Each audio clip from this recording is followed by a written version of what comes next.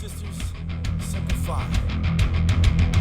From the halls of Montezuma to the shores of Tripoli, we fight our country's battles in the air, on land and sea. On this episode of Cigars and Sea Stories, Mike is joined by guest host Jeremy Paris and our guest, the one and only Mr. John Lee Dumas. Sir, it is an honor to have you on Cigars and Sea Stories. You know, I was just walking in San Juan, Puerto Rico yesterday, and I walked into a cigar shop, Don Collins cigar shop, and bought me 25. So I'm stocked and ready to go. Beautiful. Ha, nice. Yes. What do you prefer, a V cut, a straight cut, a punch? Give me a V cut all day long. Yes, that's my jam. See, a lot of folks don't know about the V cut. They just don't understand. Hey, no, correct me if I'm wrong. You've got a background in the U.S. military, right? You were an officer in the Army, weren't you? I will not correct you because you are not wrong. I was a captain in the U.S. Army for 4 years active duty, another 4 years in the reserve. So I spent 8 years of service to this country. Nice, beautiful. What was your MOS? I was an armor officer, which is 19 kilo. So I was in charge of 4 tanks and 16 men as a platoon leader. Jesus, rolling around straight up like Brad Pitt, huh? 77. Brad Pitt had nothing on me. Those were pieces of junk that he was rolling around in. I got the M1A1 Abrams, 77 tons, goes 80 miles per hour north and south, meaning forward and reverse. And we could just shoot this depleted uranium at incredible velocity. So Brad Pitt, hate to say it, buddy, but Angelina Jolie to be a widow if you met me on a battlefield. Oh, snap. That's straight up Patton Rommel style. Oh man, that's fantastic. Rolling through the desert. Dun dun dun dun dun. Was there any theme music playing whatsoever? None. No? Ah, dang.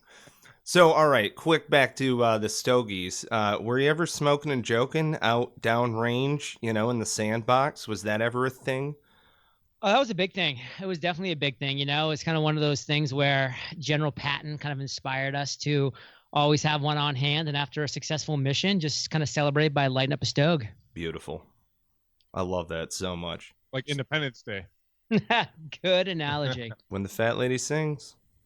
There you go. See, it's such a huge part of our culture. We're the same way. It was like high fives after a firefight, sit down and stoke a stogie. And that's See, I got out in 2000 before any of that fun, and we'd go out to the field and it was always chew. It was never cigars. Yeah, I care about my teeth too much for that. Yeah, I hear you there. Yeah, it's one of those things. It's like I just recently was flipping through some of my different photos from Afghanistan, and there was one firefight in particular where we got some, and there was a photo of us under the HESCO, like we're in the HESCO barriers under the cami net.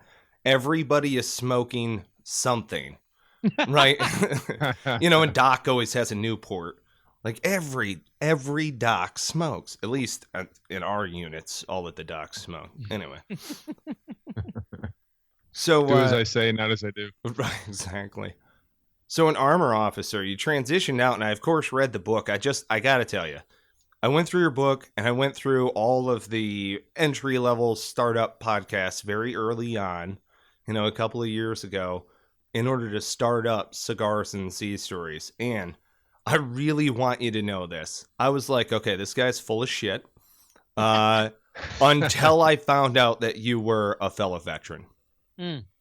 I honestly was like, okay, wait a minute. Is this guy trying to rub a buck? And I saw the value that you were adding as a fellow veteran. I got to commend you on being one of the pioneers in this industry. Thank you. My hat's off to you. Well, I do look back at that, at my military service, as a huge reason why I was a pioneer in this industry, because, at 22 years old, you get a heck of a lot of responsibility heaped onto your shoulders. And it kind of makes you realize that, wow, this is real deal Holyfield type stuff, being deployed to Iraq, being in charge of 4 tanks, M1A1 Abrams, 16 men, doing our thing, blowing buildings up, etc. Like, is it really that scary to start a podcast? Like, no, like, people, and I don't want to talk down to civilians because I'm a civilian now and civilians are amazing, but you put so much stress and anxiety over these things that just aren't that big a deal. It's like getting shot at is a big deal. Launching a podcast where people might make fun of your voice or your structure or whatever, it's just not that big a deal, guys. Right. Yeah. Well, an imposter syndrome is almost worse than a bullet to the leg, you know? You got a scar to show somebody. Like, yeah, they got me, I get it, but, you know, it's one of those things. Like, I read when you basically were like, okay, I'm going to launch it next month. No, like September. Nah, I'm gonna, you know, like you kept moving the date back, and I'm thinking to myself, I'm like, okay, we've got to have a hard line, like when we're gonna launch, and of course I wound up, yes, and it's, yeah, that's a big gulp moment. That's one of those things where you're like, I really hope that our mission comes across and resonates with the audience that we're looking to go into, you know, But it was one of those also to where, you know, just like what you were saying, it's definitely not like stepping into the breach. Yeah, you know. Plus, and in true veteran style too, JLD said, you know, I'm going to go into podcasting, like brand new into podcasting. But yeah, I'm going to go every day, which nobody is doing. And all of the big guys who are doing it are telling me it can't be done. You know, yeah. I'm going to do that. Right. Yeah, but think about that for a second. Like, what do you do when you suck at, like, you know, M16, you know, target practice? Like, what do you do? Do you just do it once a week? Or do you go there every single day and practice your ass off until you're actually decent and can hit a target? And that was me. I knew I was going to suck as a podcaster, of course. I mean, I had no background. I had no skills. I had no experience. I was going to suck. So instead of going to the, you know, M16 rifle range once a week to continue to suck, I said, I'm going to go there every single day. I'm going to press the trigger, you know, which is equivalent to the podcast publish button. And I'm just going to do that thing until I finally get good. And it took me hundreds of episodes, but I kept pushing the trigger. Nice. I love that analogy because I've got a marksmanship background. Good for you. So I've got a little bit of warm and tingle, if you know what I mean. I do. A little slow, steady pressure. Yeah. All right. So I got to ask you for, I don't know, a hilarious, messed up, otherwise sea story out of the M1 Abrams side. Maybe you're out in Iraq. You know, I don't know. You know, any funny ones come to mind? Here's a real funny one. And by funny, I mean just more like disturbing, but that's cool too. Fantastic. What a lot of people don't realize in a tank war is, especially in the ones that exist today, is number one, the poor enemy doesn't have a chance. I mean, they are so far behind the United States. I mean, of course, if we're going up against the Merkava from Israel or, you know, the Australian tanks, it's a different story. I mean, they have amazing tanks as well, and the Centurions for the British, but, you know, fortunately they're our allies. But if we're going against the enemies, you know, they're driving around these POS T-62s, T-70s, which, by the way, those numbers stand for the year that they were created. So 1960. And here we are. I'm driving around in a 2002, you know, M1A1 Abrams, and this is in, guess what, 2003. And, you know, we have air conditioning, you name it. And so we're actually able to engage the enemy a full mile before they can even engage us. And oh, by the way, if for some reason all four of us, you know, in the tank and 16 of us in the platoon just literally fall asleep, and they are somehow able to sneak up on us with their, like, quote unquote tank, and they fire at us from anywhere from, you know, a couple hundred yards and further away, their shell is going to bounce off our tank. So it's just like, oh, good try, guys. Let me, like, slowly wake up now and see what I want to do with you. But where I'm kind of getting to with the interesting part of the story is, when we did engage these tanks and we saw them, you know, a mile away, and before they even knew what was coming, you know, we were engaging them with, you know, our incredible ballistics and what we were using. When you actually use a sabot round to fire at an enemy tank, what it does is it punches a hole in the side that you obviously hit, and it doesn't explode. It just continues to go through depleted uranium, the hardest substance known to mankind, goes through the tank and punches a hole out the other side. And everything that's not bulleted, or I should say bolted down within that tank, goes out that hole the size of a fist, whatever that is. So when you actually went up to these tanks after you engaged them, and they just kind of like slowly stopped rolling, and they stopped, we called them ghost tanks, because you'd open up the hatch and there was literally nothing in there, because every single individual that was in there got sucked out a hole the size of a fist. See you later. Wow. Oh God. That's I love crazy. technology so much. That's fantastic. When you're on the right side of technology, it's a good thing. Right. Right. I have been the other guy, like inside of a compound with a Spig 9 shot at me. You know, I've been that guy also, where you're like, whoa, I'm on the wrong side of tech on this. You know, like Adobe wall versus recoilless rifle, this is no bueno. I gotta sort some stuff out. You know, maybe there's an AT4 in my future. Yeah. Jesus. Getting hit by a sabeted round. Oh. Yeah, no saber, no joke. See, I was stationed out in 29 Palms, and so we had, I think it's first tanks out there, but it's where it's like the tanker's proving ground is out there, because it's the furthest shot you can make in Marine Corps, territory. And Fort Irwin, I think, is the furthest shot you can make in Army. We used to drive for Humvee miles, not miles. You know how there's time inside of a Humvee? Yeah. We used to drive in between 29 Palms and Fort Irwin. That's just desert to desert. That's not even, that's cruel. Like we could have drove to Camp Pendleton. No, we had to drive to Fort Irwin through the middle of the desert. It was terrible.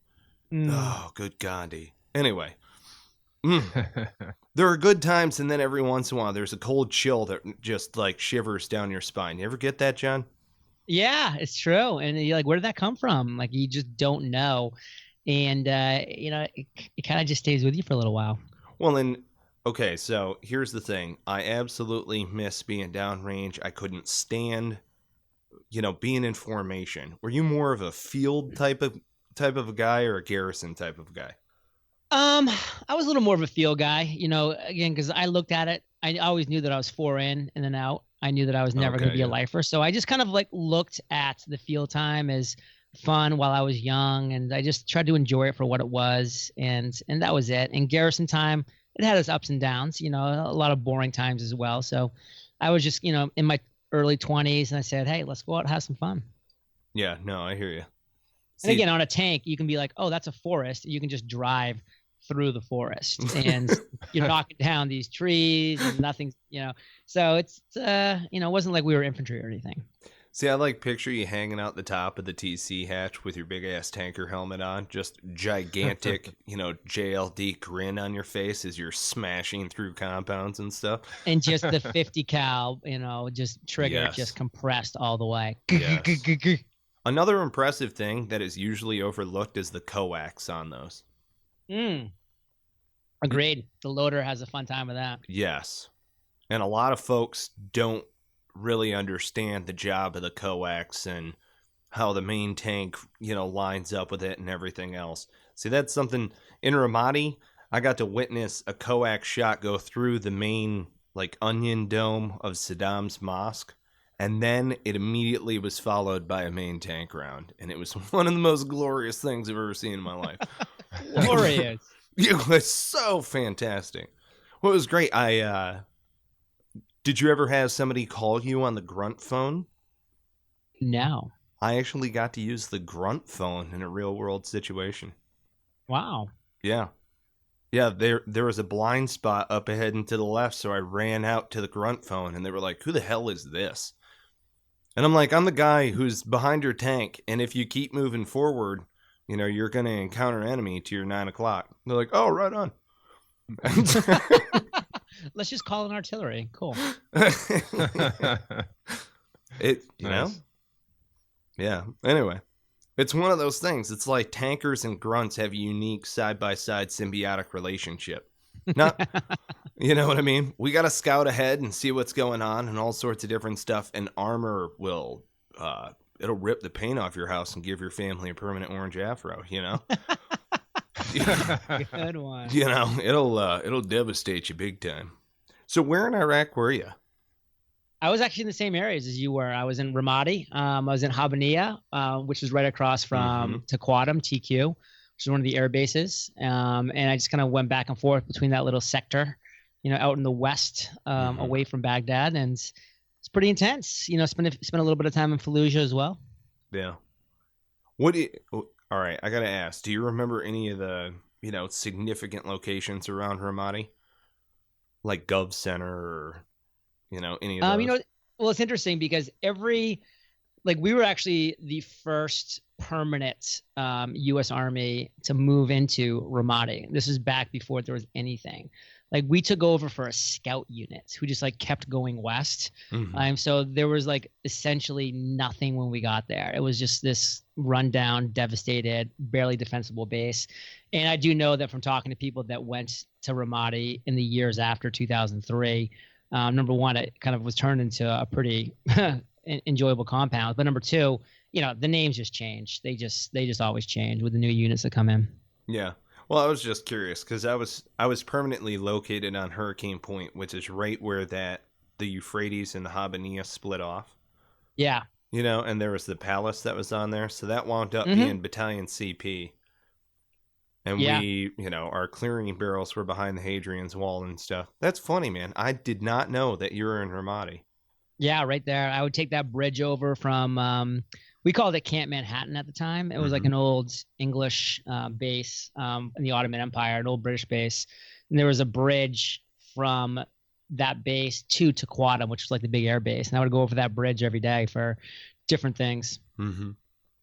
I bet that there's a lot of people that are listening to this right now going, holy crap, John Lee Dumas. I was right there with them. Yeah. Yeah. Yeah. We were rolling together. Yeah, man, it's crazy. Chewing some of the same dirt. Yeah, that's nuts. Literally. Right, yeah. Well, guys, I could hang out and talk Army with you all day long, or at least military, but I got to get over to my next interview now, and this has been a blast. Yeah, right on. Thanks so much for joining us on Cigars and Yeah, this Caesars. is a real, just kind of kick back, refreshing talk where I wasn't, having to, what's your best podcasting tip? Okay, for the 400th time. So thanks for the call. Thanks for the chat. I hope the listeners that are still listening enjoyed it, and that you guys get some value from it. Right on. Thanks so much for joining us on Cigars and Sea Stories. I really appreciate it. V-cut all the way. Yes. Have a good one. And on that note, we cue the music.